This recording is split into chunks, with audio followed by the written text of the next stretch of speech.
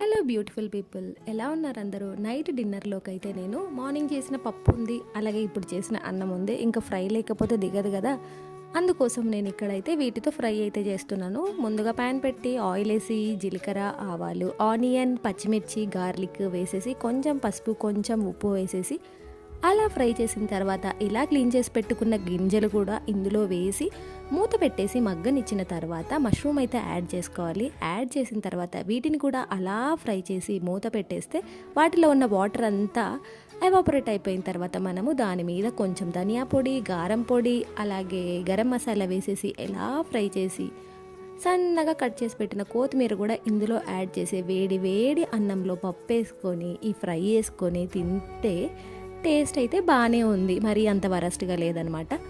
Okay, మరి మన channel first time చూస్తున్న వాళ్ళైతే సబ్స్క్రైబ్ చేయడం మాత్రం మర్చిపోకండి. అలాగే ఈ షార్ట్ నచ్చినట్లయితే లైక్ చేయడం అస్సలు మర్చిపోవద్దు.